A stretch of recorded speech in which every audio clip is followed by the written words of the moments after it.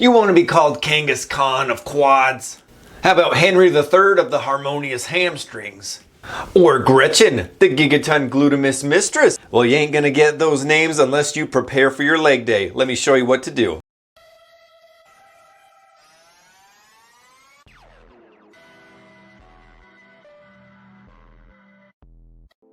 Welcome back to Self Built. Today I'm going to be telling you about all the ways you can prepare for a leg day. Why do you need to prepare for leg day? Leg day is one of the hardest, most intense and demanding workouts you're ever going to have because you use your legs 24/7. It takes a lot for them to realize they need to adapt and change, so you really have to put a big load on them. So you really have to challenge and push them, which is not only going to push you physically, it's also going to push you mentally. When you're thinking about leg day, you need to be thinking about it in advance. Now, I'm not talking about while you're doing cardio. I'm talking about the next day or maybe even farther in advance. You need to know, if you don't already know, find out which exercises feel best for you, which ones give you the best muscle pump, feels the best on your joints, and that you can just get really down and gritty and really intense with. That makes you want to keep coming back to that exercise again and again. That might be squats, that might be lunges, that might be leg press. You just have to find out what feels best for you. On top of knowing what exercises you like, have an idea and a game plan of what you're going to work out. When you go into the gym with a game plan, you've already got everything planned out. You know how it's gonna feel. You've basically done the workout in your head already. And when you have that vision, once your mind has that vision, the body is gonna follow through and you're gonna have an awesome workout. Besides just the mental game, I always like to do a little bit of self-care the night before leg day, which happens to be leg day tomorrow for me. There's two pieces of equipment I'll use every single time. My legs always feel more refreshed. They get better pumps and they just feel more ready. I try to train my legs twice a week, so they might not be fully recovered unless I do something like this, but I'm sure this would help anybody because it just really helps prime your legs. The first thing is a foam roller. Foam rollers are universal for so many different things. A lot of different ways of rehab. The way I like to use it is I will roll on my quads. I'll just roll back and forth, nice and slow. It will be a little painful, but when it hurts, it's working on some tissue that isn't recovered yet. It might have a knot, and this will help work it out. It's much better to loosen up your quads, have them ready before you put them under a lot of stress and weight load. They just respond a lot better and they just feel more fresh. That's like the best way I can describe it. There's many different ways to roll out your quads. I like to start with both legs on the pad at one time.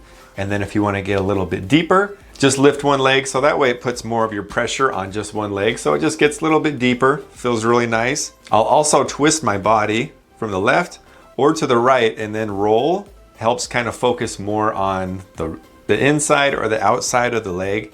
For me, I always feel a little bit of tenderness and soreness on the teardrops of my quads and a little bit on the IT band, a little tight. So I'll just kind of play with it, watch a YouTube video while I'm just rolling around. Just a nice way to pass the time and get some rehab done. You can very easily roll out your glutes. You can very easily roll out your hamstrings too. I typically don't do it a whole lot just because I feel like when I'm straightening my leg out and as I'm rolling, I feel like my leg's a little tense, so it just isn't able to go as deep, which leads into the other piece of equipment that I'll use. But if this is all you have, you can use it for your hams, you can use it for your glutes, you can use it for your calves. It's a really nice, inexpensive piece of equipment that you can use to loosen your body up and do a little bit of rehab, depending on what you got going on. This foam roller is also really nice for your back. There's some strong opinions on that. My 2 cents is, as long as you're not rolling your lower back with this, you're not gonna add any extra pressure to your spine or cause anything that might not feel good. It feels so good on my upper back. It pops like all of my vertebrae, helps them really focus on lats and traps if they're feeling a little sore, a little tender. So if you are having a little bit of back pain, use it carefully. If you start to feel a pain that is a little bit different than like deep tissue work, then just stop and don't do it. If you've got lower back issues, rolling on your lower back, it might make it a little worse. That's where people really are like, hey, don't use this for your back. I think as long as you follow those rules, you'll be in good shape, but listen to your body and go with your gut. If you only use a foam roller, just that feels really good. And my legs feel more fresh just from doing that. I was able to find some deep soreness in my calves, in my glutes, in my outer quads, along with my IT band, and my teardrops have still a little bit of tenderness to them. Being able to knock that out, loosen it up is gonna help so much because I'm doing this before bedtime, and that's typically when I like to do it just because it puts you in a good, relaxed state anyway, help you get better sleep, and it kind of lets all that kind of soak in a little bit. The foam roller is kind of a broad brush. This is a more precise machine that you can use to really get into all those areas that you're not able to hit so well when you're using a foam roller. This is a massage gun. This is my homemade version. It's a little beefy. It's basically a cordless jigsaw with a massager tip on it. It's freaking awesome. If you haven't seen this, I'll leave a link in the description of me building this, because you can build this, which would probably be hundreds of dollars for the professional ones. But this one is still better than those in the sense of if you see how much depth and stroke that this thing has, it really hits those muscles pretty hard. Now there's some areas where you don't want to go crazy. And I mean, it is speed adjustable. And I don't squeeze it very much. Just kind of depends on the feel. But when you do something like this, it really just loosens up everything in your legs. Feels amazing. You can really hit those sore spots. Just go back and forth on them until they feel good. I'll usually start with my hamstrings, kind of that glute hamstring tie-in area. And then after I do my hamstrings, I'll focus in on especially on the IT band and outer quad part, along with the teardrop. I mean, I'll hit all of it, but I'll give a little extra love there. And then I'll go on the inner thighs. Just feels good just to get everything all massaged out. It also doesn't hurt to do your calves, shins, and the bottom of your feet at the same time. Just really helps just freshen up those legs. Feels really good. It doesn't beat a real massage therapist, but it's the next best thing that you can do, and you don't have to tip.